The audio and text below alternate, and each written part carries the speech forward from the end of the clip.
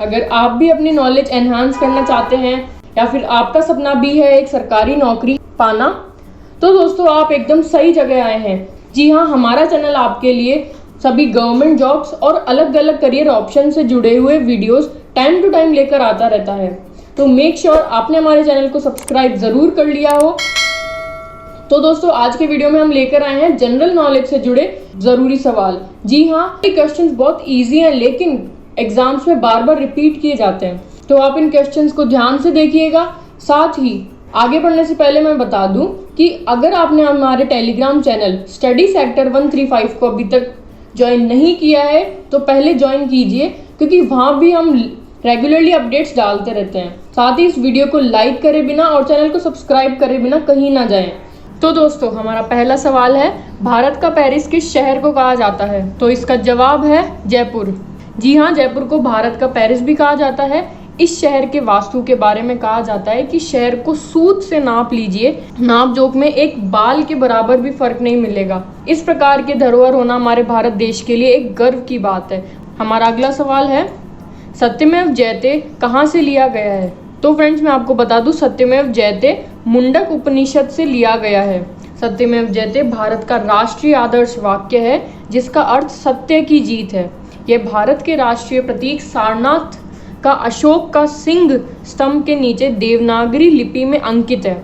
यह प्रतीक उत्तर भारतीय राज्य उत्तर प्रदेश में वाराणसी के निकट सारनाथ में 250 ईसा पूर्व में सम्राट अशोक द्वारा बनवाए गए सिंह स्तंभ के शिखर से लिया गया है। हमारा अगला सवाल है, भारत में सर्वाधिक बोले जाने वाली भाषा कौन सी है? तो इसका सही जवाब है हिंदी। जी हाँ, 2011 की जनगणना के अनुसार 44% लोग, जिसे अगर नंबर्स में कहें तो लगभग 53 करोड़ से ज्यादा लोग हिंदी वक्ता हैं। हमारा अगला सवाल है, आधुनिक युग का तुलसी किसे कहा जाता है? सही जवाब है मैथिली शरण गुप्त। जी हाँ, उनका जन्म झांसी के समीप चिरगांव में 3 अगस्त 1886 को हुआ। बचपन में स्कूल जाने में रुचि न होने के कारण इनके पिता सेठ रामचरण गुप्त ने इनकी शिक्षा का प्रबंध घर पर ही किया था और इसी तरह उन्होंने संस्कृत, अंग्रेजी और बांग्ला का ज्ञान प्राप्त किया। काव्य लेखन की शुरुआत उन्होंने पत्र पत्रिकाओं में अपनी कविताएं प्रकाशित कर की। हमारा अगला सवाल है, संस्कृत व्याकरण के जनक किसे माना जाता है? तो सही जवाब है पाणिनि को। पाणिनि संस्कृत भाषा के सबसे बड़े वैयाकरण हुए हैं। इनका जन्म तत्कालीन उत्तर पश्चिम भारत के गांधार में हुआ था। इनके व्याकरण का नाम अष्टाध्यायी है, जिसमें 8 अध्याय और लगभग 4 सहस्त्र सूत्र हैं। अगला सवाल है, संसार का सबसे बड़ा महाकाव्य कौन सा है? तो जवाब है विश्व का सबसे बड़ा महाकाव्य महाभारत है तथा इसकी रचना वेद व्यास ने की थी। इस महाकाव्य कविता में संस्कृत में लगभग 1 लाख दोहे हैं, इसलिए इसे दुनिया का सबसे लंबा महाकाव्य कविता माना जाता है। अगला सवाल है, हिंदी विषय के लिए प्रथम ज्ञानपीठ पुरस्कार किसे प्रदान किया गया? तो सही जवाब है सुमित्रानंदन पंत को।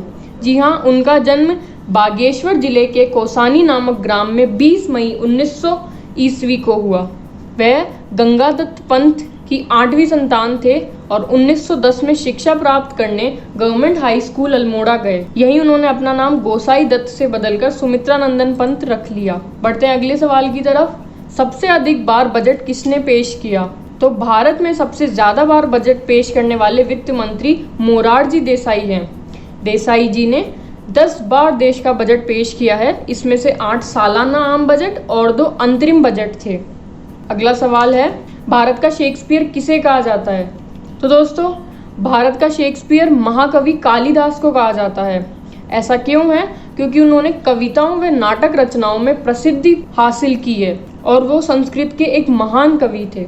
हमारा आखिरी सवाल है, भारत का राष्ट्रगान जन गण मन को संविधान सभा ने कब अपनाया? तो दोस्तों मैं आपको बता दूं कि रविंद्रनाथ टैगोर के गीत जन गण मन को संविधान सभा ने भारत के राष्ट्रगान के रूप में 24 जनवरी 1950 को अपनाया था। तो कैसे लगे ये सवाल कमेंट सेक्शन में जरूर बताइएगा। साथ ही आपको किस विषय से जुड़े क्वेश्चन चाहिए वो भी आप कमेंट सेक्शन में हमें बता सकते हैं। साथ ही चैनल को सब्सक्राइब और वीडियो को लाइक करना बिल्कुल ना भूलें। धन्यवाद।